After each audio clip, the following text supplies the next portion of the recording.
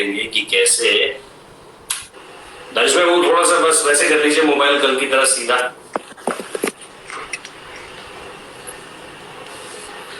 सबसे पहले तो नमस्कार, जय श्री राम आपको। कैसे हैं आप? जय श्री राम, नमस्कार। कैसे हैं आप लोग? आई होप सब अच्छे होंगे। बस अब लॉकडाउन का दौर चल रहा है तो क्या ही कहे, कोई हर कोई असमंजस की स्थिति में है कि सही कहा भी जाए या नहीं कहा जाए, किस स्थिति में है। आप बताइए पाकिस्तान में कैसा चल रहा है? कराची में हैं आप इस वक्त? जी हाँ, मैं कराची में हूँ और यहाँ पर भी जो लॉकडाउन है वो अपना ऐसा ही है कि अपना थोड़ा सी वो जो है क्या कहते हैं नरमी आ गई है, बिकॉज के रमजान है यहाँ पर। और जो 15 दिन का लॉकडाउन था उसमें काफी, अगर आप तो उसके अंदर काफी लोगों ने रेजिस्ट किया, लेकिन बिकॉज यहाँ पुअर काफी है और फिर डेली वेजेस वाले लोग काफी, दोनों तरफ ये वो है प्रॉब्लम। लेकिन जो हमारी गवर्नमेंट, आपकी ओर भी और हमारी ओर से भी जो गवर्नमेंट कह रही है और हमारी लोकल गवर्नमेंट भी कह रही है, मेरे ख्याल से प्रिकॉशंस लेना बहुत जरूरी है और डिसिप्लिन होना। देखिए ये हमें लॉकडाउन है ना, ये हमें डिसिप्लिन सिखा रहा है। We have to be discipline. तो जब तक हम डिसिप्लिन नहीं होंगे तो हम ये महाबा की जो बीमारी है पूरी दुनिया के अंदर फैली हुई है, ये एक भगवान की तरफ से अगर आप देखें तो एक ऐसा है कि हमें अपने आप को डिसिप्लिन करना है। टाइम पर उठना है, टाइम पर खाना है, टाइम पर सोना है, टाइम पे काम करने हैं, टाइम पे सारी चीजें करनी है। ये एक हमें चीज सिखा रही है कि जरूरत हो तो बाहर जाओ, जरूरत नहीं है तो आप बाहर नहीं जाओ। तो ऐसी चीजें हैं कि हम सबको चाहिए कि जो है ना डिसिप्लिन करनी चाहिए अपनी लाइफ में। दानिश भाई मैं देख भी रहा था आपका इंस्टाग्राम और आपसे लगातार बात भी हो रही थी इन दिनों, और मैं देख रहा था आप जितना बढ़िया वो एफर्ट कर रहे हैं। आप लोग खाना वाना दे रहे हैं, तमाम जो लोग जो जरूरतमंद लोग हैं इस समय पे, मतलब आप जैसे लोगों की जो बड़ी जिम्मेदारी है वो यही है कि अगर भगवान ने हमें दिया है, इस लायक बनाया है कि हम आगे मदद कर सकते हैं, तो वो एक बहुत शानदार एफर्ट लगा मुझे। आप अपील करना चाहेंगे इस माध्यम से और लोगों से भी कि जो लोग कर सकते हैं कीजिए, क्योंकि आपका मैं वो वीडियो देख रहा था। रोहित बिल्कुल अपना, एक्चुअली जब मैंने ये चीज देखी और जितने बहुत ज्यादा जरूरतमंद थे, आई फील मुझे बहुत हुआ। बिकॉज जो 10 साल पहले जो मेरी स्थिति थी उस टाइम पर मैं खुद अकेला भी खड़ा होकर कर सकता था। बिकॉज 10 इयर्स में जो मेरे साथ हुए, because I have no work, I have no job, I have no earning, तो मुझे दिक्कत हुई। लेकिन उसके बाद भी मैं भगवान का शुक्र अदा करता हूँ कि भगवान ने ऐसे लोग दुनिया में दिए हुए। मेरे बहुत अच्छे मित्र दोस्त है जयदीप भाई जो अपना अमेरिका में, उनको मैंने डिस्कस किया, उन्होंने ये स्टेप उठाया और अपने दोस्तों के साथ मिलके ये प्लेटफॉर्म शुरू किया गया। मेरा तो सिर्फ एक छोटा सा योगदान था कि मैंने आके उस जो उन लोग अपना, हमने जो कोशिश की है लोगों को खाना बांटने की, राशन बांटने की, जब जहाँ जहाँ पूरे पाकिस्तान में हो सके, तो उसके अंदर मैंने एक आवाज उठाई और लोगों ने all around the world appreciate किया और योगदान भी दिया। पहले तो उनका सबका थैंक यू सो मच कि योगदान गया। 2000 प्लस घरों को हमने राशन तक पहुंचा दिए गए। मैं कुछ जगहों पे गया, वहां पर मैंने राशन वगैरह दिए। देखे एक्चुअली लोगों ने काफी उस पर भी क्रिटिसाइज किया कि जाके फोटो निकाले। हम, मुझे शौक नहीं है फोटो निकालने का ना वीडियो बनाने का। बेसिकली जो डोनर होते हैं, जो डोनेट, उसके पीछे तो रीजन है। अगर आप जैसे लोग तस्वीरें खिंचवाएंगे और ये बतवाएंगे कि भाई हम लोग कर रहे हैं, आप लोग भी करिए। मैं ये अच्छी तरह से समझ रहा हूँ कि हर क्रिकेटर जो इस समय पे कर रहा है ऐसा काम, वो जाहिर सी बात है कि समाज को मोटिवेट करना चाह रहे हैं उन तस्वीरों के जरिए कि अगर हमें इस काबिल बनाया गया है तो आप लोग भी जो इस काबिल है वो ऐसा काम कीजिए। तो तस्वीरें खिंचवाने के लिए नहीं है सर। जी हाँ, बिल्कुल आप सही कह रहे हैं, तस्वीरें खींचने, लेकिन लोग उसको गलत नेगेटिवली लेते हैं ना। बेसिकली एक ये भी चीज होती है, लोगों को एक उत्साह करना, उनके अंदर एक जज्बा लेके आना कि आप भी सब मिलके आओ और मिलके सब काम करें। लेकिन जो मेन चीज होती है, जो डोनर होते हैं अराउंड दी वर्ल्ड, उनको भी पता चलना चाहिए कि हमारा जो डोनेशन है वो सही जगह जा रहा है और उस पर काम हो रहा है। बेसिकली मकसद वही होता है। जी हाँ, उनका ये बताना होता है। लेकिन लोग है, लोग तो बातें करते रहते हैं ना, इससे कुछ फर्क नहीं पड़ता। काम है कहना दानिश भाई, हमारे यहाँ हिंदी पिक्चर दिए, कुछ तो लोग कहेंगे लोगों का काम है कहना। सही छोड़ो बेकार की बातों को, कहीं बीत ना जाए रहना मतलब। हाँ हाँ, क्या, जी हाँ बिल्कुल बिल्कुल, क्या आपने तो राजेश। अच्छा दानिश भाई, आपने आपने आपने 10 साल का जिक्र किया और मैं उसी पर आना चाहता था। बीते 10 साल, मतलब मुझे याद आता है वो दानिश करके कि हमारी वो उम्र जब मैंने क्रिकेट देखना शुरू किया तो मुझे बहुत ताजा इंडिया पाकिस्तान मैचेस की मेमोरी, चाहे पाकिस्तान भारत आया हो चाहे भारत पाकिस्तान गया हो। मैं अभी इन मसलों पर नहीं आऊंगा कि आज की स्थिति क्या है भारत पाकिस्तान के बीच, या वहां से शोएब अख्तर, मुझे बड़ा खराब लगा उनका बयान। मैं सीधे सीधे, आपके मित्र हो सकते हैं, आपके दोस्त हो सकते हैं, आपके टीममेट रहे हैं, लेकिन मैं सीधे तौर पर कहूंगा कि मुझे उनका वो जो बयान था कि भारत पाकिस्तान के बीच सीरीज होनी चाहिए, मैं उसका बिल्कुल स्वागत नहीं करता हूँ। शाहिद अफरीदी के बयानों का मैं बिल्कुल सम्मान नहीं करता हूँ, जो भी वो कहते हैं भारत को लेकर, भारत के प्रधानमंत्री को लेकर। मैं आपके क्रिकेटिंग करियर को लेकर बातचीत करना चाहता हूँ इस पूरी चैट में, और मैं ये जानना चाहता हूँ कि बीते जो 10 साल में हमने देखा कि आपने 29 साल की उम्र तक आप हाईएस्ट एक तो स्पिन विकेट टेकर थे पाकिस्तान के लिए, और आपसे आगे जो 3 गेंदबाज थे वो निश्चित तौर पर लेजेंड है पाकिस्तान के लिए भी और दुनिया के लिए भी। वसीम अकरम का नाम हो, वकार यूनिस का नाम हो, इमरान खान का नाम हो। मतलब क्या हुआ इन 10 सालों में? क्या पाकिस्तान ने बहुत बड़ा गेंदबाज खो दिया जो कि शायद 500 टेस्ट विकेट ले सकता था, शायद अनिल कुंबले को पीछे छोड़ सकता था अगर आज भी खेल रहा होता, क्योंकि आपकी फिटनेस तो आज भी कमाल है। बिल्कुल, ये देखिए, भगवान का पहले तो मैं सबसे पहले धन्यवाद करता हूँ, और उसके बाद माता पिता के आशीर्वाद से मैंने जो प्रयास किया और जो मेरे अंदर भगवान ने सलाहियत दी थी, मेरे को एक एम था कि पाकिस्तान के लिए खेलना, because I was born over here, मैंने रिप्रेजेंट करना अपनी कंट्री को, और भगवान के आशीर्वाद से रिप्रेजेंट किया, और एक लंबे अरसे तक 61 टेस्ट मैचेस में 261 विकेट ली, जैसे आपने बताया, बिल्कुल। और अभी तक I am still the 4th highest wicket taker, उसमें तो दो राय नहीं है क्या। उसमें मैंने ऑल अराउंड द वर्ल्ड खेला, ओवरसीज भी खेला, इंडिया में आके पाकिस्तान का आपको याद होगा जो हम मोहाली वाला टेस्ट ड्रॉ किया, फिर उसके बाद बेंगलोर वाला यादगार टेस्ट है वो हमने तो जीता था। तो बहुत सारी ऐसी परफॉर्मेंस थी, तो ये है कि I feel honoured that I played. के नाते मैं वो चीजें ज्यादा याद नहीं रखूंगा। लेकिन अपना मेरे लिए एक बहुत बड़ा टास्क था, बिकॉज आप कहते हैं ना कि जब इंडिया पाकिस्तान का मैच होता है तो इंडिया पाकिस्तान के जो प्लेयर्स होते हैं वो ओवरनाइट या तो हीरो बन जाते हैं या तो जीरो बन जाते हैं। उनका कैरियर पे बहुत इफेक्ट करता है, ये चीज उनके कैरियर पे बहुत इफेक्ट करती है। और मेरे पर प्रेशर ज्यादा था, because belonging to a community from a Hindu community, traveling to India, and I was performing, and मेरे ऊपर जो जिम्मेदारी थी इंतजाम ने ज्यादा डाल दी थी, तो वो अपना मैंने एक बर्डन लिया, और भगवान के आशीर्वाद से वो मैंने वहां पर पूरा भी किया और परफॉर्म भी किया। और क्योंकि सबसे बड़ी बात ये थी कि इंडिया की जो टीम थी उस टाइम पे, उसमें बढ़िया बैट्समैन थे कि उनके अगर आप नाम गिनना शुरू करें, उस स्पिनर्स को बहुत अच्छा खेलते, अभी भी स्पिनर्स को अच्छा खेलते, और पास में जो बैट्समैन थे जैसे सचिन तेंदुलकर जी हो गए, सहवाग हो गया, फिर उसके बाद राहुल द्रविड़ हो गए, लक्ष्मण हो गए, सौरव गांगुली जो आजकल चेयरमैन है, दादा, ये सारे batsman they were like the greats, और उनके सामने बॉलिंग करना और उनके सामने विकेटें लेना तो मेरे लिए बहुत गौरव की बात थी। और भगवान की डर लगता था जो आपने नाम गिनाए, क्या इनको लेकर ड्रेसिंग रूम में बहुत बातचीत होती थी? क्योंकि मुझे याद है कि पाकिस्तान के किसी भी गेंदबाज से पूछो, बात करो, तो कहता था यार किसका नाम ले और किसका नाम नहीं ले। आप ऊपर से सहवाग से शुरू करो, सहवाग को निपटाओ तो द्रविड़ आ जाता है, द्रविड़ को निपटाओ तो तेंदुलकर आ जाता है, तेंदुलकर को निपटाओ तो लक्ष्मण आ जाता है, लक्ष्मण को निपटाओ तो गांगुली आ जाता है। मतलब एक दो बल्लेबाज हो तो बात समझे, यहाँ तो पूरी फौज है। मतलब इस चीज को लेकर कभी डिस्कस होता था कि यार क्या है कौन, मतलब मेन बंदा कौन है इंडिया में जिसको आउट करना है? देखिए, हमारे वहाँ टीम मीटिंग में डिस्कशन होती थी कि भाई सारे प्लेयर बहुत अच्छा खेलते हैं, उनके खिलाफ प्लानिंग होती थी कि किस तरह करना है, लेकिन they was so good, wrist उनका बड़ा जबरदस्त चलता था, फुटवर्क अच्छा था, बॉल पे जिस तरह स्पिनर्स को और प्लेयर्स नहीं खेलते थे वो बहुत बढ़िया अंदाज से खेलते थे, because India have also produce number of great spinners, तो उनको वो प्रैक्टिस भी करी हुई है, उनसे खेला भी है, तो बहुत मुश्किल होती थी बिल्कुल। लेकिन जो आपने बात की ना डर की, यहाँ पर यंगस्टर्स भी अगर सुन रहे होंगे, देखे मेरे जो गुरु थे जिन्होंने मुझे लेग स्पिन सिखाई, कावस मुल्ला नाम था उनका, उन्होंने मुझे एक चीज बहुत पहले कह दी थी कि बेटा जब क्रिकेट खेलो तो डर को निकाल दो, खास तौर से leg spinner, because leg spinner जो ऐसा बॉलर होता है कि वो मार खाता है लेकिन आउट भी करके देता है, वो विकेट बायर होता है। तो अगर तुम्हारे सामने बड़े से बड़ा प्लेयर हो ना तो अपने हथियार मत गिरा देना, उसकी आंखों में आंखें डाल के देखना और फाइट करना, बिकॉज वही तुम्हें कामयाबी देगा। तो वो एक चीज थी जो मेरे अंदर मैंने अपने अंदर संभाली थी कि भाई ये चीज है। नो डाउट रात में नींद नहीं आती थी, रात को वो होता था कि यार क्या प्लान करे, किस तरीके से करे, सारी चीजें वो यूज कर रहे हैं, लेकिन अपने आप के ऊपर बिलीफ और अपने आप की जो कॉन्फिडेंस, जो आप प्रैक्टिस करते हो, जो आप मेहनत करते हो, वो अगर आप दिल से करे तो फिर आपको हमेशा सक्सेस मिलती है।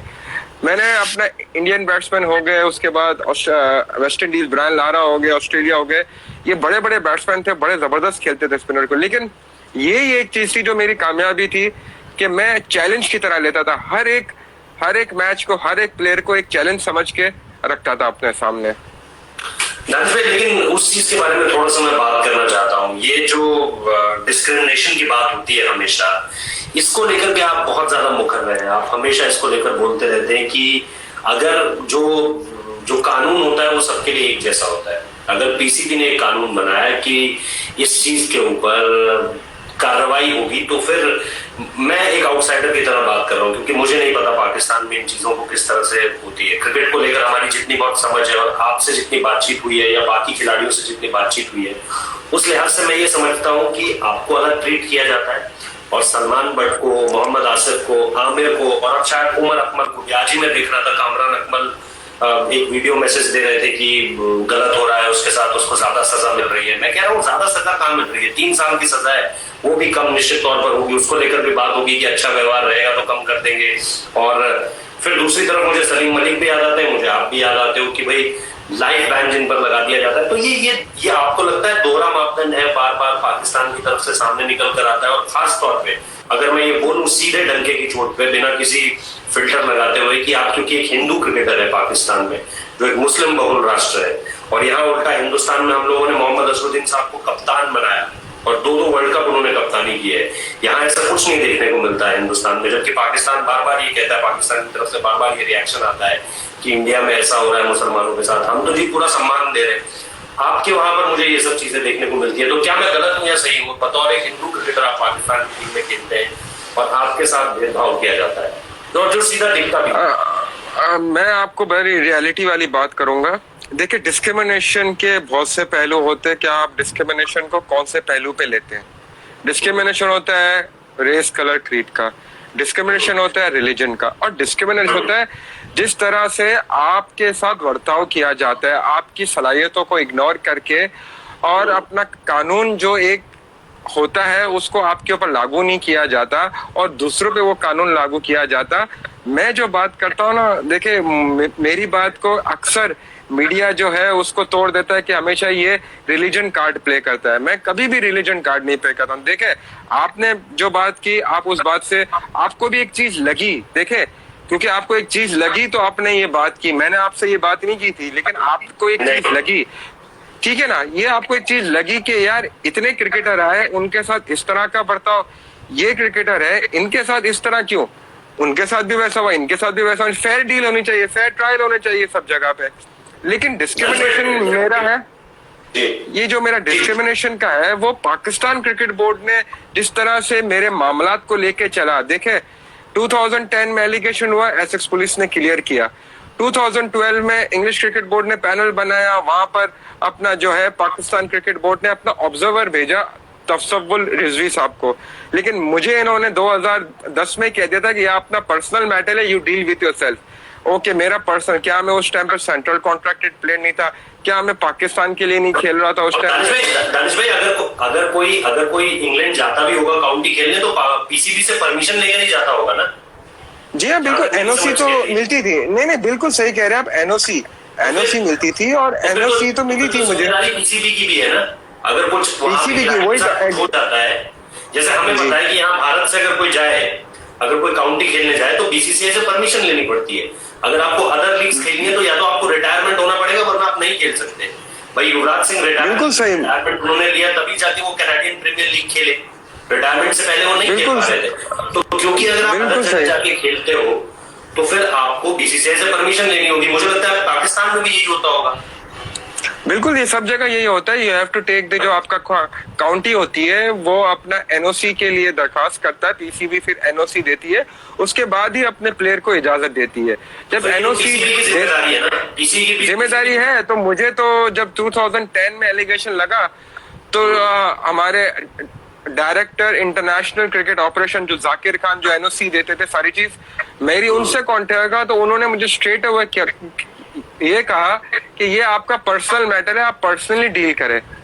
तो फिर मैंने अपनी ये फ्रॉम द स्टार्टिंग है। उसके बाद जब इंग्लिश क्रिकेट बोर्ड ने बैन लगाया, फिर उसके बाद मैंने इनसे रिक्वेस्ट की कि सर मेरे साथ ज्यादती हुई है, मेरी हेल्प करे, मुझे अपना वो करे, इसके अंदर मुझे डाला जा रहा है। तो मैं जब पाकिस्तान आया और पाकिस्तान क्रिकेट बोर्ड के ऑफिस गया, वहां पर जका अशरफ साहब से मिला जो उस टाइम पे चेयरमैन थे। तो उन्होंने कहा कि सुभान अहमद जो सीईओ थे पहले और तफज्जुल रिजवी जो आजकल लॉयर भी है, उन्होंने मुझे कहा कि आप एक्सेप्ट कर लो, आप एक्सेप्ट कर लो, एक्सेप्ट के अलावा और कोई चांस नहीं है आपके पास, तो आप एक्सेप्ट करेंगे तो हम आपकी हेल्प करेंगे और उसके बाद ही आपका मैटर जो है वो सही होगा। तो मैंने उस टाइम पर तो इग्नोर किया, उनकी बात नहीं मानी। लेकिन बाद में जब मैंने आके ये सोचा कि यार वो सही कह रहे थे कि मुझे एक्सेप्ट करूंगा, एक्सेप्ट के अलावा कोई मेरे ऊपर और कोई और चीज नहीं, क्योंकि मैं फाइनेंशियल लॉस हो गया, मैं अकेला ही फाइट कर रहा था अपने केस के लिए। मैंने रिक्वेस्ट करता गया उस दौरान, जितने चेयरमैन आए, नजम सेठी को कहा, उन्होंने कहा कि आपकी शक्ल नहीं देखना चाहता हूँ। तो नहीं, नजम सेठी, शाहरियार खान और या एहसान मनी तक इन लोगों का क्या रोल है फिर? ये लोग बातें तो बड़ी बड़ी करते हैं। एहसान मनी तो आईसीसी चेयरमैन भी रह चुके हैं और वो तो बहुत सारी बातें करते हैं कि हम भारत से हमें कोई खेलने की जरूरत नहीं है और बहुत बड़ी बड़ी बातें रहती है उनकी पाकिस्तान क्रिकेट बोर्ड को लेकर, लेकिन अपने खिलाड़ी की रिस्पॉन्सिबिलिटी नहीं ले पा रहे। बिल्कुल वही तो बात है कि मैंने रिक्वेस्ट भेजी, मैंने अभी रिसेंटली लेटर भी भेजा, तो उन्होंने कह दिया कि यार ये हमारा मैटर नहीं है, आपको इंग्लिश क्रिकेट बोर्ड ने बैन लगाया हुआ है तो आप उनसे बात करें। अपने ऊपर से अपने ऊपर से चीजें हटा रहे, अपने प्लेयर की प्रोटेक्ट नहीं कर रहे। जहाँ हर बोर्ड अपने प्लेयर की प्रोटेक्ट के लिए खड़ा होता है और उसकी मदद करने के लिए होता है, यहाँ पर लोग जो बात कर रहे हैं ना, यहाँ के और भी पाकिस्तान में जो मीडिया है पूरे अराउंड द वर्ल्ड, जो इन्होंने एक तो स्टिग्मा में ये बताना चाहता हूँ आपके हम ये बात कर रहे हैं उसके अंदर कि मेरे पर कभी मैच फिक्सिंग और स्पॉट फिक्सिंग के आरोप कभी भी नहीं लगे। आपने मेरे पर कभी भी नहीं लगे। 2 चार्जेस लगे थे, वो 2 चार्जेस एक ग्रेट क्रिकेटर के ऊपर भी लगे थे, फिर उसका स्टेटमेंट चेंज हो गया था, फिर वो आज आप देखें कि वो कहाँ पर है। लेकिन मेरे ऊपर तो 2 चार्जेस, उनका नाम वसीम अकरम है। तो आप सब जानते हैं इन चीजों को। लेकिन वही बात है कि जहां पर ये ग्रेट क्रिकेटर्स उन प्लेयरों की हिमायत में आगे बढ़ते हैं, उन लोगों के लिए आगे बढ़ते हैं जिनके नाम आ चुके हैं, जो करप्शन, जो अपने इंटरनेशनल मैच के अंदर playing for Pakistan they were caught red handed, went to prison. मेरा एक डोमेस्टिक मैटर है इंग्लैंड का, उसके अंदर और एक इंटरनेशनल मैच के अंदर, और जहां मैंने फिक्सिंग नहीं की है, ना कोई पैसे है ना कुछ है, वहां पर जो इल्जामात है वो मैंने एक्सेप्ट भी कर लिया। तो अभी तो मेरी हेल्प कर लेना। मसला ये है डिस्क्रिमिनेशन कि जब इंसान को जरूरत होती है अपने पेरेंट बोर्ड की, वहां पर आके आप अपना पेरेंट बोर्ड अगर उसकी मदद नहीं करे और उसकी पुकार नहीं सुने, उसके लिए हेल्प देके मेरे क्रिकेट डेज चले गए। लेकिन मेरा जो क्रिकेटिंग एबिलिटीज है, I want to move forward, I need to look after my family, I need to earn money. ठीक है ना? तो मैं अपना वो चीज के लिए बात कर रहा हूँ। मैं तो नहीं कि मोहम्मद आमिर को ये लेके आए, उसको लेके आए, उसको सारे रूल्स बैंड डाउन करके एंड ऑफ द डे क्या हुआ कि उसने तो जो है टेस्ट क्रिकेट से रिटायरमेंट दी जब पाकिस्तान टीम को जरूरत रही। पाकिस्तान टीम को तो जरूरत है। ये बात लोगों से अगर कहो तो उनको बुरा लगता है कि भाई ये बात सच नहीं है। अगर आप देखें कि सारे लोग कह रहे हैं कि मैं रिलीजन कार्ड प्ले करता हूँ, रिलीजन वो करता हूँ, मैंने कभी रिलीजन कार्ड प्ले किया? मैं नेवर प्लेड। मैं कभी रिलीजन, क्योंकि हमारा धर्म, मुझे अपने वो धर्म पे बड़ा नाज है और मैं I am a proud Hindu, तो मुझे अपना रिलीजन कार्ड प्ले करने की जरूरत ही नहीं है। मैं तो सिर्फ एक इंसानियत और एक ह्यूमैनिटी राइट्स जो होने चाहिए एक सिटीजन के, वो बात करता हूँ। जस्टिस की भी तो बात है ना कि फेयर प्ले हो रहा है या नहीं। भाई ये क्रिकेटर क्या चाहता है कि अगर मैं क्रिकेट खेल रहा हूँ तो मेरे साथ वही चीज हो जो मैंने, मतलब फेयर प्ले के हिसाब से सारी चीजें चले। मतलब अगर जिस काम को बाकी लोग भी कर रहे हैं और उनके साथ अलग ट्रीटमेंट हो रहा है और आपके साथ अलग ट्रीटमेंट हो रहा है, तो ये तो मेरी समझ में तो एक ही रीजन आता है जो मैंने आपको कह दिया। अब आप माने ना माने वो आपके ऊपर है, और जो लोग हमें देख रहे हैं वो उसे समझे ना समझे ये उनकी समझ है। मैं उनकी बुद्धि, उनके विवेक पर छोड़ता हूँ। लेकिन आप तमाम सब यही समझते हैं, क्योंकि एंड ऑफ द डे बात यहाँ आके रुक जाती है और यहाँ पर ही मैं तो ये कहूंगा, बिल्कुल सही कह रहे हैं आप, मैं तो ये कहूंगा कि इसमें पाकिस्तान की गलती है, क्योंकि लोग और क्या समझे इसमें, और कोई तथ्य ना ही कोई लॉजिक समझ आता है, ना ही कोई तर्क समझ आता है। क्या आप इसको और कोई रीजन दे सकते हैं? क्या आप धर्म के अलावा इसे कोई और रीजन दे सकते हैं?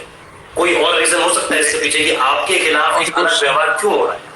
मुझे ये बता, या तो रीजन बता दे मुझे, या तो रीजन बता दे कि भाई ये मसला है, हम नहीं कर सकते, तो मैं भी अपना मैंने आईसीसी को लेटर लिखा था, मैंने डेव रिचर्डसन को लेटर भी लिखा था, मैंने आईसीसी के चीफ एग्जीक्यूटिव है, उनको 3 साल पहले लेटर लिखा था कि सर मैं मेरी कोई हेल्प नहीं कर रहा, I want to put my case in.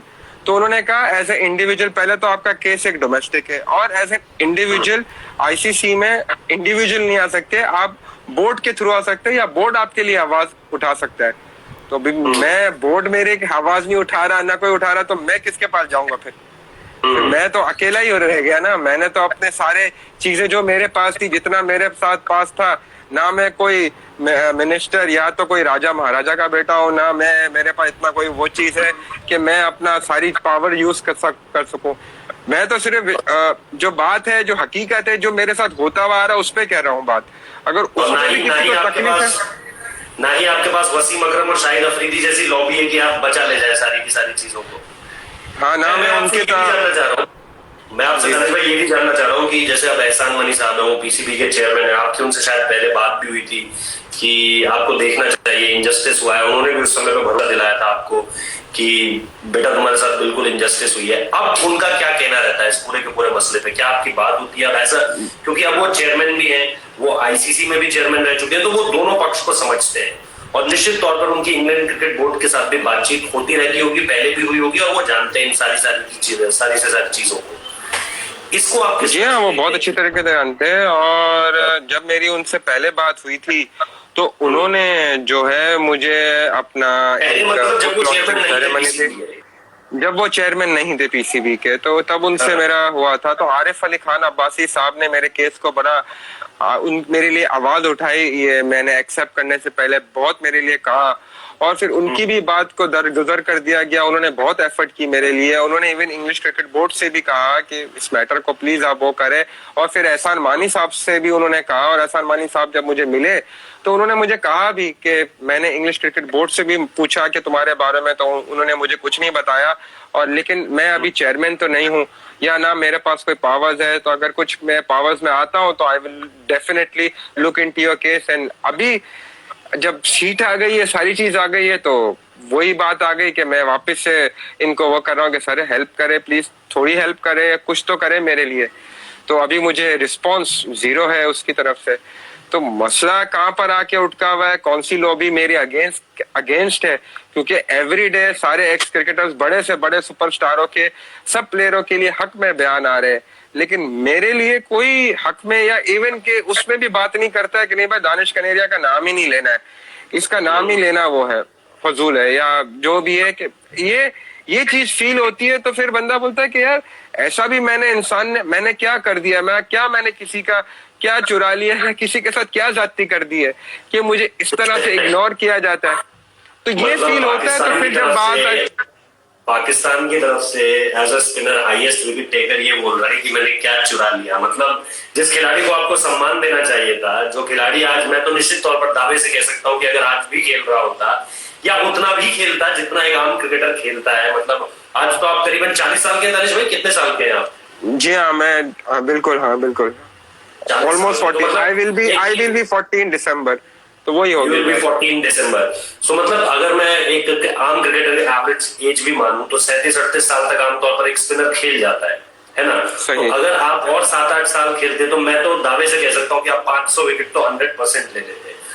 तो मतलब मुझे ये लगता है कि एक गेंदबाज जिसको पाकिस्तान को सेलिब्रेट करना चाहिए था, वो आज यहाँ इस बात की लड़ाई लड़ रहा है कि मैंने ऐसा क्या गलत किया कि मेरे को इस तरह से ट्रीट किया जा रहा है। ये दिल दुखाता है दानिश भाई, अफसोस होता है कई बार कि यार जिस देश एग्जैक्टली रोहित, उससे जुड़े अधिकारी, उससे जुड़े खिलाड़ी इस तरह का व्यवहार कर रहे हैं। मैं देश के खिलाफ नहीं कह रहा हूँ, मैं कह रहा हूँ अधिकारी नहीं, मैं बिल्कुल भी I am proud Pakistani and I played for my country and represented every citizen. जो भी कोई इंडिया से खेला हुआ है, कोई पाकिस्तान से खेला हुआ, एवरीबडी वी आर प्राउड। जो आज आप मुझसे बात कर रहे हैं क्योंकि मैंने पाकिस्तान को रिप्रेजेंट किया और पाकिस्तान ने मुझे वो इज्जत दी है दुनिया भर में उसी। लेकिन ये जो भारत ने भी आपको इज्जत दी है, भारत ने बिल्कुल दुनिया में, Bharat everywhere all around the world I have got respect, तो उसका मैं शुक्र अदा करता हूँ। लेकिन अगर मेरा पाकिस्तान क्रिकेट बोर्ड, क्योंकि एज अ प्लेयर तो अपने बोर्ड को पेरेंट बोर्ड की तरह देखते हैं ना, उसको तकलीफ होगी तो वो अपने पेरेंट के पास जाएगा, तो मैं भी तकलीफ में पेरेंट के पास जाऊंगा। लेकिन मुझे अगर आप इस तरह से ट्रीट करोगे, देखिए कोई मुजरिम होता है, आप उसको अगर ये शुरू के अंदर अगर इन्होंने कानून बनाना है तो जो 99 और 94 से जो मामला चले तब से लेके आज तक जो भी हुआ, सबको लाइफ बैन कर दो, सबको एक सजा दे दो, भाई मैं कुछ नहीं बोलूंगा, यू आर राइट। लेकिन एक बंदे के साथ इस तरह से ट्रीट करना, देखिए सारी चीजें ऑन रिकॉर्ड है, ऑन पेपर है। मैं अपनी तरफ से लगा बुझा के या कोई मिर्ची डाल के कोई बात नहीं करूंगा, मुझे शौक भी नहीं है। मैं सिर्फ बात कर रहा हूं कि यार at least on the human rights ground, at least इंसानियत के नाते, तो just put up my case. क्या मसला क्या है? क्या मेरे केस खुलने से या मेरे कुछ चीजें आएगी सामने तो उनके मामलात खराब हो जाएंगे? क्या उनकी बहुत सारी चीजें बाहर आ जाएगी? बहुत सारी चीजें हैं, तो ऐसी बहुत सारी चीजें फिर विचार में आती है ना, विचार में आती है ना कि इस तरह बंदा क्यों इस तरह सफर करे, इस तरह से क्यों आप अपना ट्रीट करें। देखे अगर ये मेरी हेल्प करते तो मुझे थोड़ा रिलैक्सेशन मिल जाता, एटलीस्ट चले आपने मुझे इंटरनेशनल नहीं किया, मैं नहीं खेलना चाहता, आप मुझे नहीं खिलाए, लेकिन मैं अपनी लीग खेल सकता हूँ, छोटी मोटी कोचिंग कर सकता हूँ, एटलीस्ट वो तो मैं अपना करता रहूं ना एटलीस्ट। तो ये सारी चीजें, इससे अपना जो है डिस्क्रिमिनेशन और ये सब बातें आती हैं। लेकिन आप इस सब चीजों को जानते हैं, इन सब चीजों को, क्योंकि आप खुद न्यूज में रहते हैं, आपने कवर की हुई इतनी सारी चीजें, एक एक चीज से आप पता है कि आईसीसी हो गया, इंग्लिश क्रिकेट बोर्ड हो गया, पाकिस्तान हो गया, बीसीसीआई हो गया, कि किस तरीके से मामला चलते हैं। अगर बोर्ड टू बोर्ड कांटेक्ट होते हैं तो उसमें नरमी आती है, एक बोर्ड को दूसरे बोर्ड रिस्पेक्ट करता है, बहुत सारी चीजें जुड़ी हुई होती है। लेकिन एक प्लेयर अकेला नहीं फाइट कर सकता, ऑब्वियसली, और वो भी जब उसके पेरेंट बोर्ड का उसको हक नहीं मिल रहा। दानिश भाई एक चीज और, वो जो बयान बीच में चला था और मैं चाहता हूं कि उस पर भी आप कुछ बोले, जो शोएब अख्तर ने खास तौर पर कहा कि टीम का जो कल्चर था वो भी बहुत ज्यादा पसंद करने लायक नहीं है। उसको भी गौतम गंभीर से यहाँ पर पूछा जा रहा था, तो गौतम गंभीर से जो बात हुई उसमें उन्होंने कहा कि हो सकता है कि पाकिस्तान में इस तरह की चीजें हो क्योंकि पाकिस्तान से इस तरह की चीजें निकलकर सामने आई है। जो शोएब अख्तर जो चिल के साथ ज्यादा उनका उठना बैठा, ज्यादा वो अंदर थे, उनको चीजों का ज्यादा, और आप लोग को सबके सामने पता है जब जब मैंने परफॉर्मेंस दी और जब जब मैंने परफॉर्मेंस दी पाकिस्तान टीम जीती, तो जिससे मुझे अप्रिशिएशन मिलनी चाहिए थी उस तरह की कभी नहीं मिली। तो आप चीजें सामने आ गई ऑटोमेटिकली, और अभी तो वाजे तौर पे सब चीजें सामने आ, लड़के को सपोर्ट नहीं करते हो, एक लड़के के बारे में आप बुराई कहते हो, तो ऑटोमेटिकली चीजें सामने आ रही है। मैं तो नहीं कह रहा हूं किसी को भी कुछ, लेकिन खुद ही लोग अपना बता रहे हैं कि क्या चीजें हैं।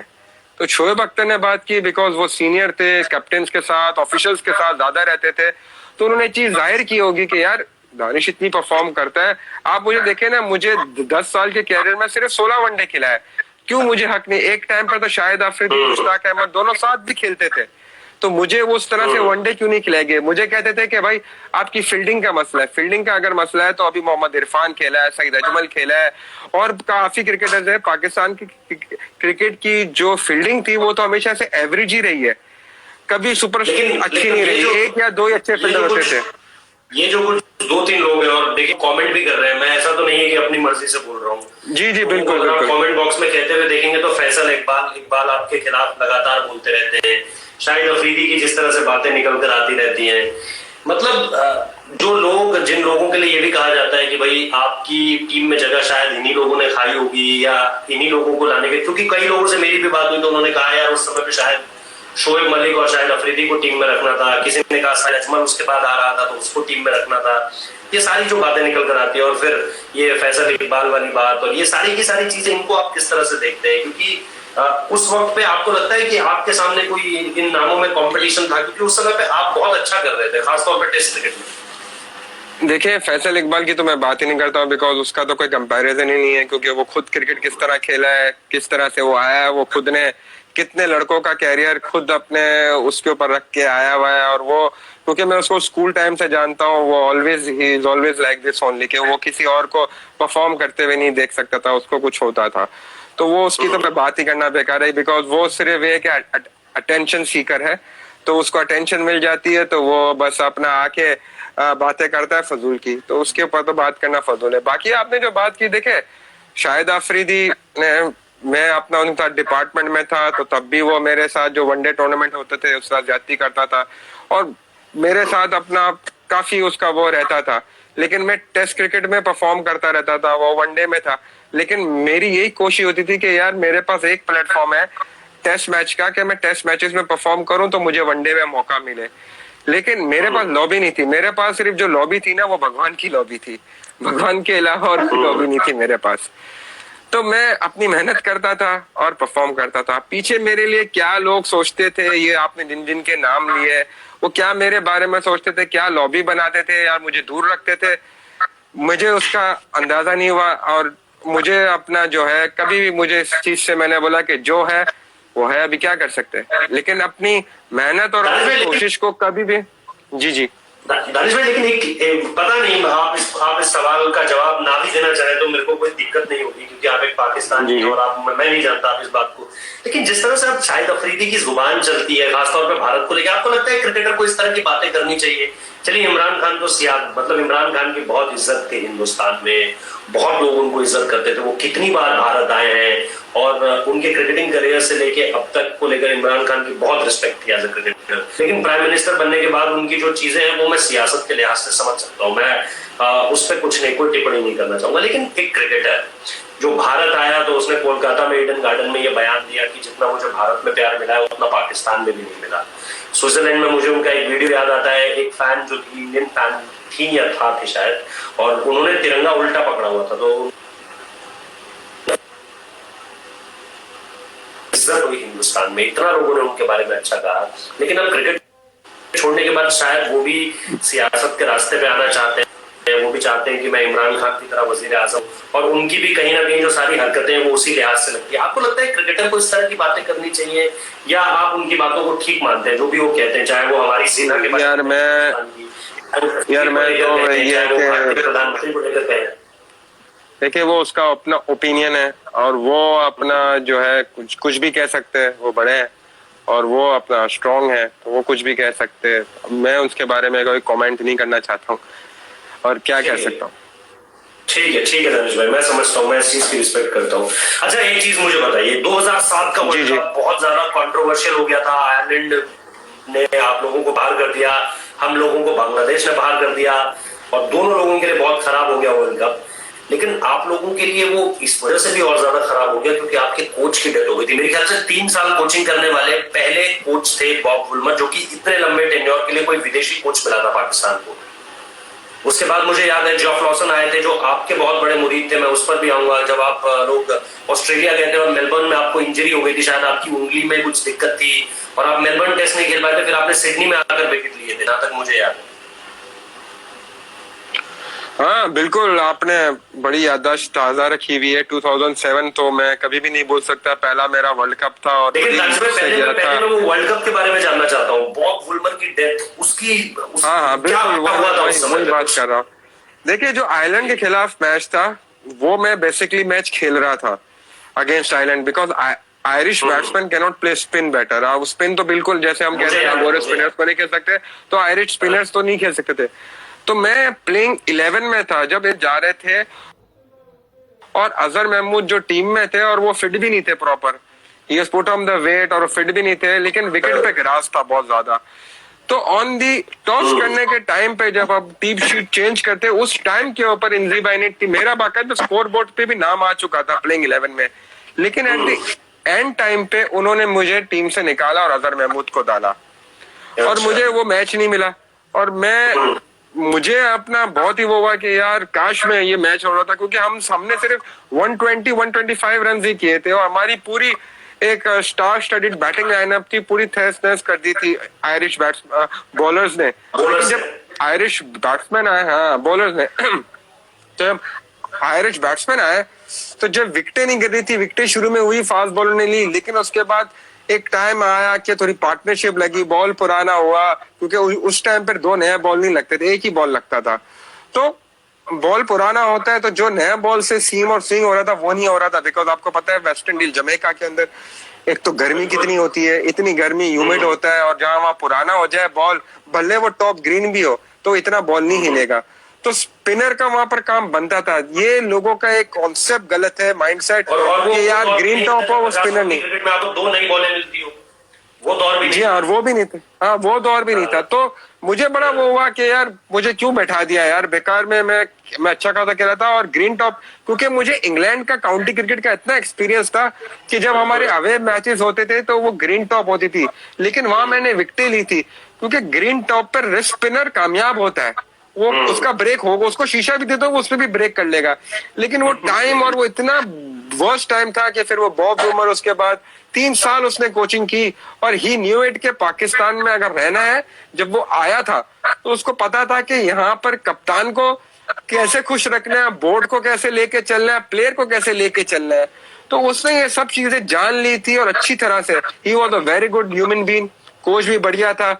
देखिए कोच उस टाइम पर प्लेयर्स इतने बड़े बड़े थे, कोचिंग इतनी नहीं होती थी, ऑर्गेनाइज बड़ा जबरदस्त करता था वो। और फिर कोचिंग जो बतानी थी चीजें बताना था। लेकिन जो उसकी डेथ हुई उसके बाद जो हमें सदमा लगा और फिर उसके बाद जो हमारे साथ ट्रीट हुआ वहां पर, हमारे ऊपर अपना बहुत सारी कई अपना खिलाड़ियों पर भी आरोप आए थे, बहुत इनिशियल फेज में बहुत खिलाड़ियों पर भी शक की सुई गई थी कि यार कहीं कुछ खिलाड़ियों के साथ ही तो दिक्कत नहीं हुई। क्या आपको वो दौर याद है? हाँ मीडिया बिल्कुल में इस याद तरह है, की खबरें चल क्योंकि रही थी। मेरा तो अपना मैं वो टीम था, क्योंकि हमारी अपना हर 1-2 दिन के बाद वो पुलिस आती थी और पूछताछ होती थी हर एक प्लेयर से। हम तो फ्रस्ट्रेटेड हो गए थे इतना ज्यादा कि यार ये क्या हम पे लगा रहे, हम पे सारे ऐसा ऐसा लग रहा है वही कि हमारे ऊपर आ रही है सारी चीज। तो यहाँ फैमिली भी परेशान। फिर तो वहां नहीं पर तो वहां किसी खिलाड़ी को शक के घेरे में भी लिया गया था उस समय पे, या सबसे पूछताछ होती थी या किसी से ज्यादा नहीं, किसी से सबसे कम? पूछताछ हुई थी। नहीं नहीं, सबसे पूछताछ हो रही थी। और फिर कैप्टन, मैनेजमेंट और सीनियर प्लेयर का उसका नहीं पता। जो हम लोग थे, जो हमारे इन्होंने सबके ग्रुप्स बनाए हुए थे, तो ग्रुप्स के तौर पे इंटरव्यूज होते थे। तो वो चीजें अच्छा। हुई। तो लेकिन it was a bad bad experience के भगवान बस उसके आत्मा को शांति दे, ये कह सकते हैं। लेकिन उसके बाद इंक्वायरी चलती गई और उस इंक्वायरी का क्या रिजल्ट आया, क्या हुआ, वो फिर भगवान जानता है। लेकिन ये है कि वो किसी को पता वो ही नहीं अपना चला। एक वो एग्जैक्टली वो अभी तक वो अपना जो है वो नेचुरल डेथ उनको बता दी और फिर वो नेचुरल डेथ होके मामला सारे खत्म हो गए। फिर आपने बात की सिडनी की, बिल्कुल हमारा पहले न्यूजीलैंड का टूर था, उसके बाद हमने ऑस्ट्रेलिया जाना था। नहीं, मुझे तो मुझे मुझे इंजरी दो तीन बहुत अच्छे से याद है दानिश भाई, क्योंकि मैं उस समय पे बहुत क्रिकेट देखता था और बहुत ज्यादा। अब तो खैर आपको करियर भी देखना है अपना, लेकिन मुझे गद्दाफी स्टेडियम में श्रीलंका के खिलाफ आपने विकेट्स लिए थे, साउथ अफ्रीका के खिलाफ आपने कराची में विकेट्स लिए थे, मुझे याद है। नहीं, और श्रीलंका फिर के सिडनी खिलाफ में याद है। कराची में और साउथ अफ्रीका के खिलाफ लाहौर में। अच्छा, तो मैंने उल्टा बोल दिया।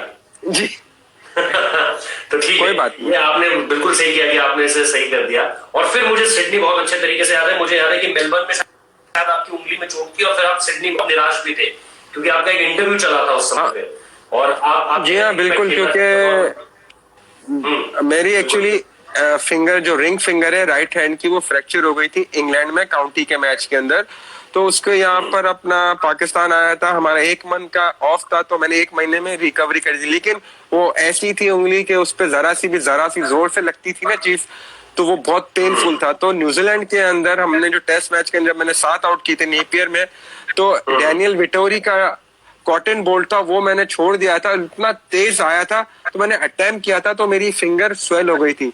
और जो और मेलबर्न न्यूजीलैंड वाला आपका टेस्ट अच्छा मैच था था। वो मैं, हाँ बहुत अच्छा टूर हुआ था। उसके बाद हम न्यूजीलैंड आपका मेलबर्न बहुत में अच्छा पहला था। टेस्ट मैच था, वो था the boxing day test match था, boxing which day was test I was loving और मैं उसके लिए प्रिपेयर था बिल्कुल। लेकिन मेरी फिंगर इजाजत नहीं दे रही, बिकॉज मैं अपनी टीम को लाइबिलिटी प्लेयर की तरह नहीं, सिर्फ यार खेलोगे तो मैच फीस मिल जाएगी, मैं उस तरह नहीं लेता था। मैंने ये सोचा कि नहीं, अगर मेरी उंगली 70% 75% फिट है तो मैं नहीं खेलूंगा, क्योंकि मैं लाइबिलिटी नहीं बनना चाहता। क्योंकि टेस्ट मैच है, अच्छा। लंबी बॉल करनी है आगे। तो मैं इतना इतना यहाँ तक सोचता था। मैंने अपने अच्छा, मैचेस को भी वो मुझे कर दिया मुझे था। मुझे उस दौरान उनका एक इंटरव्यू याद है, जेफ लॉसन का। उन्होंने कहा था Danish Kaneria is like Shane Warne. उन्होंने कहा था इज लाइक शेन वॉर्न, और फिर वजह भी बताई। उन्होंने ये कहा कि वो गेंद आकर छीनता है, वो मांगता है कि मुझे 2 गेंद करने के लिए, वो घबराता नहीं है अपॉर्चुनिटीज से कि यार यहाँ पे नहीं, अब करूंगा तब करूंगा। तो पहला जब मैंने सुना कह रहे हैं कि he is like Shane Warne,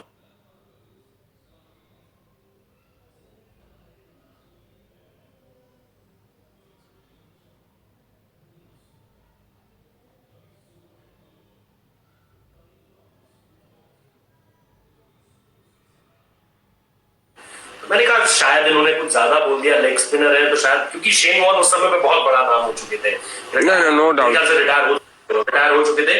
और आप निश्चित तौर पर खेल रहे थे, लेकिन आप तब तक उतना बड़ा नाम नहीं बने थे कि मुझे लगा क्या सोचकर बोल रहे हैं शेन वॉर्न। देखिए मैं आपको सीधी सीधी बात बता रहा हूँ, लेकिन उसके बाद जिस तरह से आपका वो परफॉर्मेंस रहा वहां पे सिडनी में, मुझे लगा शायद जेफ लॉसन की बात सही कह रहे थे कि ईगर रहते हैं सिचुएशन के लिए, ऐसा नहीं है कि कहीं पे बैकफुट पर जाते हैं। तो वो जो कंपैरिजन था, आपको लगता है कि बहुत ज्यादा उन्होंने जो आपको शेन वॉर्न से आपकी तुलना की, वो बहुत एक बड़ा कॉम्प्लीमेंट था उनकी तरफ से? बहुत बड़ा कॉम्प्लीमेंट था। और उसके पहले भी अगर आप रिची बेनो, द ग्रेट रिची बेनो ने भी, जब मैंने पहला टूर किया था ऑस्ट्रेलिया का जहां मैंने सिडनी में आउट किए थे, उन्होंने भी कॉम्प्लीमेंट देते। और फिर हमारे ग्रेट एसेक्स काउंटी के Graham Gooch, one of the greatest captain of England batsman, वो मेरे एसेक्स काउंटी के मेंटोर भी थे, हेड भी थे, तो वो मेरे लिए इस तरह बात करते थे। तो मैं हमेशा चैलेंजेस लेना सीखा। और जब सिडनी वाला टेस्ट मैच हुआ, और सिडनी में, क्योंकि कभी सिडनी का विकेट ग्रीन टॉप नहीं रखा, लेकिन जब मीडिया में पता चला कि he is back and he will be playing, तो उन्होंने ग्रीन टॉप रखा। पहली इनिंग में तो मुझसे आउट नहीं हुए, लेकिन सेकंड इनिंग में पाकिस्तान को उस पोजीशन पे लेके आ गया था जहां पर हम सिर्फ चेस 50 रन या 30 रन करते, लेकिन वहां पर कामरान अकमल ने कैचेस छोड़े, वहां पर रनआउट मिस हुए, और 180 हमें टारगेट मिला, वो हमने नहीं किया गया। उसके ऊपर भी बहुत सारे क्वेश्चन मार्क उठे थे, लेकिन वो फिर क्वेश्चन मार्क उठने के बाद पाकिस्तान क्रिकेट बोर्ड ने उस क्वेश्चन मार्क को कहां दरगुजर कर दिया, आईसीसी ने कहां दरगुजर कर दिया। तो मैं जादू आता है क्या पाकिस्तान क्रिकेट बोर्ड में किसी को? अभी यही है रोहित, मुझे तो समझ नहीं आता है कि यार, और ये रोहित, आपको मेरी वाइफ और मेरे बच्चे थे, और जब मैच होते थे तो आई वॉज वेरी सीरियस। उस रात को मैंने खाना नहीं खाया, मैं अपनी वाइफ के साथ नाराज, और मैं बहुत गुस्से में था उस रात को। मैं हर मैच खेलता था, दिल से खेलता था, और दिल लगा के खेलता था, और मेरा हार्ट एकदम जुड़ा हुआ होता था, इमोशंस जुड़े होते थे। माइकल क्लार्क को आपने पीछे से बोल्ड कर दिया था, वो शायद उसी मैच की बात है? नहीं, वो अपना फिर हमारा जो मैच था, आखिरी जो मैच था, उसमें हुआ था जिसमें कामरान अकमल ड्रॉप हो गए थे, सरफराज आ गया था कीपिंग करने, वो अपना वहां पर है। लेकिन जो सिडनी वाला टेस्ट मैच है, वो मैं कभी नहीं भूल सकता, बिकॉज देखिए, आपने आउट किए हुए होते हैं पाकिस्तान, हम मैच जीते हुए होते हैं, आप कंटेंडर होते हैं मैन ऑफ द मैच के, बहुत बड़ा एजाज होता है। और ऑस्ट्रेलिया में जाके जीतना, वहां जाके परफॉर्म करना, तो वो जब नहीं होता तो बहुत फील होता है कि इतनी मेहनत करने के बाद, इतना सब कुछ करने के बाद, यार ये ऐसा हो गया, कैसे हुआ, कोई तो पूछे, कोई तो इनसे वो करे। लेकिन एंड ऑफ द डे क्या होता है, वो चीजें दब जाती है, फिर वही लोगों को कप्तानी दी जाती है, उनको इस सर पे ताज पहनाए दिए जाते हैं। तो फिर जो मेहनत करने वाला प्लेयर है, क्या उसके साथ इसी तरह आज मेरे साथ हुआ है, कल उठ के कोई और यंगस्टर जो मेहनत करने वाला होगा, दिल से खेलने वाला होगा, उसके साथ भी ये होगा। तो जाती है कि नहीं? तो ये यंगस्टर्स हमारे इतने मेहनत करते पूरे दिन। अभी देखे कमेंट्स भी आ रहे हैं कि कितने बच्चे हैं, वो लेग स्पिनर भी है, पूरे दिन ग्राउंड में लगे रहते हैं, पूरे दिन। Everybody comes from, not from the higher family, middle class, lower class. वो किस तरीके से अपने आप के अंदर चीजें लेते हैं, फैमिली उनको वो सपोर्ट करती है, और जब उनको डिलीवर करने का टाइम आता है तो उनको हटा के कोई ऐसे प्लेयरों को ले आते हैं कभी किसी ने नाम ही नहीं सुना होता है। तो जाती होती है ना। बहुत सारे लोग भारत से भी प्यार भेज रहे हैं, विकास सिंह डागरे कह रहे हैं। जी हाँ, मेरा प्यार उनको सबको। जी बिल्कुल, मेरा बहुत और नमस्कार जी। ये सब लोग यहाँ से भी, मैं वही आपको कह रहा था कि भारत में भी आपके बहुत सारे फैंस हैं, और मैं बता भी दूं कि प्रॉपर, मतलब गुजरात से, तनिष भाई आप प्रॉपर गुजरात से? जी हाँ, मैं गुजरात से हूँ, और मैं गुजराती हूँ। मैं अक्सर अपने वीडियो पे आए थे, तो आप गए थे गुजरात, या कहीं कोई ऐसी जगह जो आपको जाना था? जी हाँ, मैं अपना दो ताजमहल जाते हैं। नहीं, मैं आपको बता दूं, जब पहली दफा इंडिया आया पाकिस्तान टीम के साथ, उसके पहले कभी इंडिया नहीं गया था। 2005 में, जब 2004 जब हमारी बायलैटरल सीरीज शुरू हुई थी मुशर्रफ साहब के टाइम पे, तो बायलैटरल सीरीज शुरू हुई थी, तो उसी टाइम पर मेरी जो है पहली दफा गया इंडिया। वहां पर मैं अपना अक्सर ये होता था कि मैं, और इंजी भाई भी मुझे अक्सर ये कहते थे कि भाई पूरा दिन तो वो होता है, बॉलिंग कर रहा होता है ग्राउंड में, और फिर रात में जो है अपना टीवी पे आ रहा होता है। मैंने बोला कि भाई यहाँ पर हमारे मंदिर है, सारी चीजें, तो मैं जाता हूँ। फिर उसके बाद वापस टूर किया, बहुत सारी जगह दिया। लेकिन अभी जो लास्ट मैंने गया, मैं अपनी मम्मी के साथ और वाइफ के साथ आया था, यात्रा पे आया था, क्योंकि मेरी मम्मी की वो थी, मान्यता थी शिरडी की, तो साईं बाबा के मंदिर की मान्यता थी, वो पूरी की। फिर अहमदाबाद में गया, क्योंकि हमारी कुलदेवी जो है वो अम्बे माँ है, तो माता रानी का वहाँ दरबार है, तो वहां गया था। तो बहुत सारे मंदिर गया अहमदाबाद में भी, क्योंकि फैमिली फ्रेंड्स काफी है, बन गए, और पूरे इंडिया में बहुत प्यार मिला था जब अभी यात्रा की थी। तो यात्रा को भी गलत एंगल से ले लिया था लोगों ने, क्योंकि मैं किसी को बोल के नहीं गया, मैं चुपचाप करके गया, क्योंकि मैं यात्रा पे गया था, कोई नाच गाने या कुछ करने नहीं गया था भाई, मैं यात्रा पे गया था मंदिर। जी मैं कह रहा हूँ शादी नहीं थी दानिश भाई की कि सबको बताकर आते कि कार्ड छपा दिए और सब आ जाइएगा। वही तो ना, यहाँ पर तो न्यूज चल गई थी कि भाई उसने छोड़ दिया, वो चले गया, वो ये कर दिया, मेरे बल्कि भाई भाभी बच्चे सब यहीं थे, और यहाँ न्यूज चला दी कि उन्होंने छोड़ दिया, उन्होंने वहां जाके वो कर लिया असाइलम। ये बने बना भाई, एक इंसान चुपचाप गया यात्रा पे, तो वो क्या ढोल धमाका बंद करके करे कि भाई मैं जा रहा हूँ यात्रा पे, आप लोग जाते हो अपनी जगह, मैं अपनी धाम गया हूँ, जहाँ हमारे धाम है वहां जाना था। तो अपना बड़ा मजा आया, और बड़ी भगवान के आशीर्वाद से सबने बहुत इज्जत प्यार, सबने बहुत एक थोड़ा सा क्रिकेट से इधर आपसे ये पूछना चाह रहा था कि आपने शायद सुना होगा या नहीं, और फिर आपकी चॉइस है अगर आप इस पर जवाब देना चाहें या नहीं, कि भारत में अभी कोविड-19 से पहले चल रहा था नागरिकता संशोधन बिल, पाकिस्तान से बहुत लोग भारत आना चाहते हैं, और वो चाहते हैं कि भारत आ जाएं और यहाँ रहें, क्योंकि आपको निश्चित तौर पर मालूम है कि वहां पर हालात कैसे हैं, चाहे अफगानिस्तान हो चाहे बांग्लादेश हो, बहुत लोग भारत आना चाहते हैं। आप इस कानून को किस तरह से देखते हैं? कोई आपका टेक है इस कानून पे लेके? और भारत सरकार हमेशा से वेलकम करना चाहती है कि लोग यहाँ पर, देखिए अदनान सामी साहब भी रहते हैं और बहुत अच्छे तरीके से रह रहे हैं, भारत से उन्हें प्यार मिलता है। आप किस तरह से देखते हैं ये सिटीजन अमेंडमेंट बिल जो है, और इसको लेकर के यहाँ विरोध हो रहा है, कुछ लोग विरोध कर रहे हैं, विरोध करने वाले हमेशा विरोध करेंगे, आप किस तरह से देखते हैं एज अ पाकिस्तान सिटीजन जो वहाँ पे हिंदू हैं और जिनको लेकर के ये कानून बना है? एक तरह से मैं ये भी कह सकता हूँ। देखिए, ये आपने मुझे दुविधा में डाल दिया। मैं कोई पॉलिटिशियन तो हो नहीं, और ये है कि हर कंट्री का अपना एक कानून है। ये है कि यार मैं सिर्फ ह्यूमैनिटी पे बिलीव करता हूँ और हमारा धर्म पे बिलीव करता हूँ। बाकी जो चीजें है वो पॉलिटिशियंस खुद बात करे, खुद जाने, लेकिन जो आपने बात की उससे मुझसे बड़े बड़े प्लेयर्स भी है और बड़े बड़े लोग भी है पाकिस्तान में भी, हमारे काफी लोग मिनिस्ट्री में भी है, तो उनसे आप बात करें तो ज्यादा बेहतर तौर पर बता सकते हैं। लेकिन एज ए क्रिकेटर और एज ए प्लेयर एक छोटा सी आदमी हूँ, एक छोटा सी इंसान हूँ, तो एक उसके नाते मैं तो करूंगा कि यार जो भी होना चाहिए कि इंसानियत के नाम पे, क्योंकि हमारा धर्म भी यही कहता है कि मनुष्य की सेवा करना ही जब मुश्किल वक्त में वो है नर सेवा, मतलब नारायण सेवा है।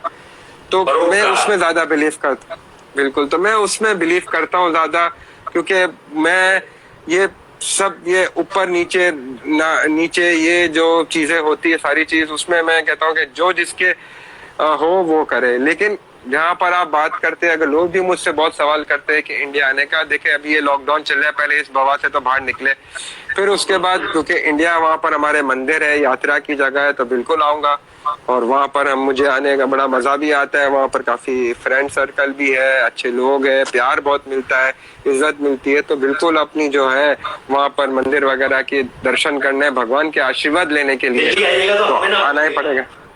अरे नहीं, बिल्कुल तो हमें ना भूलिएगा। बिल्कुल, जब दिल्ली आऊंगा तो अपना आपको मैं सबसे पहले कॉल करूंगा कि मैं दिल्ली आ रहा हूँ। तो ये सब चीजें थोड़ा सा एक रैपिड फायर टाइप की चीज है, बस वो आपसे पूछना चाह रहा हूँ, और जी उम्मीद करूंगा कि आपके सवाल, आपके जवाब जो है वो रैपिड भी हो और फुल ऑफ फायर भी हो। तो best captain you have played under, Danish भाई, best captain, best Pakistan captain you have played under? Inzamam ul Haq. आपकी क्रिकेट सबसे ज्यादा क्रिकेट शायद आपने उन्हीं के साथ भी खेली है ना एज अ कप्तान। Toughest batsman you bowled? Brian Lara. मुझे एक वो ओवर याद आता है जिसमें शायद उन्होंने आपको 5 बाउंड्रीज मारी थी, 25 से 26 रन, 5-6 बाउंड्री मारी थी, हाँ बिल्कुल। लेकिन आप ये देखें कि वो ट्विटर पे बड़ा हुआ था, हंगामा हुआ था, लेकिन उस मैच में वो सबको मार रहा था, लेकिन कोई उसके सामने बॉल नहीं करना चाह रहा था। लेकिन एक मैं वाहिद था, मैंने बोला नहीं मैं आउट करूंगा, उसके साथ मैं लड़ता था। वंडरफुल गाय, वंडरफुल ह्यूमन बीइंग, एक अच्छा दोस्त है मेरे, हम लोग अक्सर बातचीत करते थे सुबह नाश्ते पे वैसे भी, और he is a gem of a person. लेकिन ब्रायन लारा जैसा जो फुटवर्क था वो मैंने नहीं देखा। ब्रायन लारा हो गया, फिर उसके बाद मुझे जो हुआ वो लक्ष्मण, वीवीएस लक्ष्मण, क्योंकि वो रिस्क ने जबरदस्त है। टफेस्ट इंडियन बैट्समैन यू बोल टू? वीवीएस लक्ष्मण होगा आपका आंसर? टफेस्ट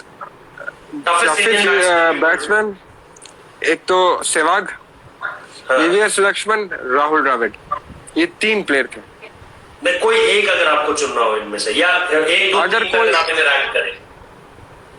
1 2 3 के अगर ऐड करे तो number 1 Sehwag, then Laxman, then Dravid.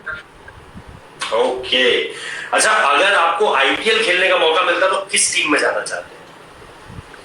IPL का मौका भगवान करे कि मिल जाए, और मिलता तो मैं कोशिश करता कि अगर मिलता या अगर मिलता तो किसी भी ऐसे, अगर किसी भी फ्रेंचाइज को अगर मौका मिले कोचिंग करने का या कोई भी चीज करने का, तो मैं प्रिफर करूंगा कि जो टीम देखे, मैं आईपीएल देखता हूँ, बड़े शौक से देखता हूँ, मैचेस देखता हूँ, टीम है देखे, वो एक गुजरात की पहले टीम होती थी, राजस्थान रॉयल, शेन वॉर्न भी खेले, राजस्थान की टीम है, मुंबई इंडियन, राजस्थान रॉयल। हाँ, मैं अपना जो है राजस्थान और ये मुंबई इंडियंस और हैदराबाद सनराइजर्स, ये ऐसी टीम है कि they are bunch of young talent है उनके अंदर, और बहुत वो आता है उनकी जो क्रिकेटिंग है, देखते हुए बड़ा मजा आता है। वैसे तो चेन्नई भी है, कोई आईपीएल की ऐसी टीम नहीं जो आप मिस आउट कर सकते हैं, बस ये है कि कोई भी टीम अपॉर्चुनिटी दे दे। और दोनों का भी नाम ले लीजिए।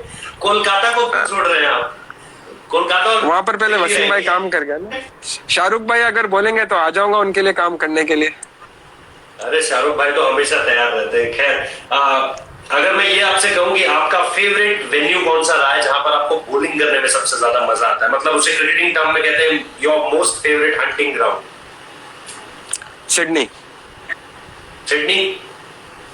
बिकॉज नहीं, वो इंसिडेंट नहीं, मैंने वहां पर 2 दफा टूर किया, और दोनों दफा भगवान के आशीर्वाद से दोनों टूर के ऊपर सिडनी की परफॉर्मेंस मेरे ऑनर्स बोर्ड पर है दोनों दफा। वैसे तो सारी जगहों पे, लेकिन सिडनी एक ऐसा ग्राउंड है कि वहां पर बॉलिंग करने में जो मजा आता है, एक तो बाउंस ऑस्ट्रेलिया में मिलता है, थ्रू बाउंस मिलता है, जो स्पिन मिलता है, और ग्राउंड भी बड़ा कमाल का है, ओल्ड और न्यू का क्लासिक है। और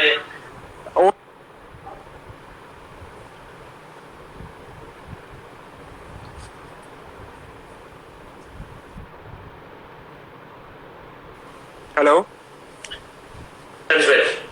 हेलो, आपकी आवाज, हाँ जी हाँ जी हाँ जी, सॉरी आवाज हो गई थी। सिडनी के बारे में बता रहे थे आप?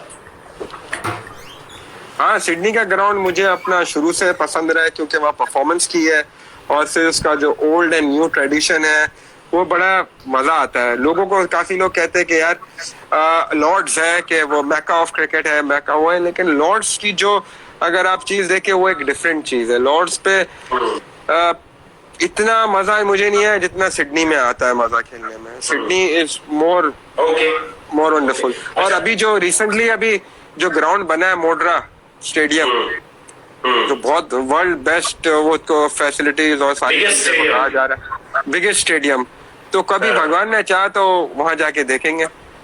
डोनाल्ड ट्रम्प आए थे उसका उद्घाटन करने। जी हाँ, बिल्कुल, हाँ बिल्कुल बिल्कुल बिल्कुल। अच्छा, एक सवाल जिसको लेकर क्रिकेटर्स बचते हैं जवाब देने से, वो मैं आपसे पूछने जा रहा हूँ, और ये 1-2 ऐसे सवाल है। विराट कोहली या रोहित शर्मा में से अगर आपको एक बैट्समैन को पिक करना हो तो? Rohit. White ball cricket, test match, white ball cricket? White ball cricket, देखिए व्हाइट बॉल क्रिकेट की अगर आप बात करें तो दोनों प्लेयर, नहीं मैं आपको बताता हूँ, समझाता नहीं हूँ। रोहित शर्मा के साथ, बिकॉज वो ओपनिंग जाके जिस अंदाज से वो इनिंग बिल्ड करके देता है, और जिस तरह की वो फास्ट बॉलर्स को तो फाड़ देता है, तो उसके बाद बेचारों के पास, बॉलर के पास रहता क्या है कि जब तक विराट आता है तो वो तब तक फुस हो चुके हुए होते हैं। तो विराट आके उनके मजे ले लेता है, उनके। ये कि रोहित ने रन भी किए, बहुत रन किए उसने यार, 300 तो वो ऐसा करता है कि उसके लिए पीनट है, जैसे 50 करते हैं लोग। तो मेरे ख्याल से, और जो खेलता भी है, और वो मुंबई इंडियंस के लिए भी उसकी बड़ी परफॉर्मेंस रही है, और वैसे भी रही है। अच्छा, ये बताइए, विराट कोहली और सचिन तेंदुलकर में से अगर आपको किसी एक को चुनना हो आज के, विराट कोहली, सचिन तेंदुलकर से ग्रेट मान रहे हैं आप विराट कोहली को? Sachin Tendulkar was great and will always be a great, but अगर आप एक होती ग्रेटनेस देखें, इसमें भी दो चीजें हैं।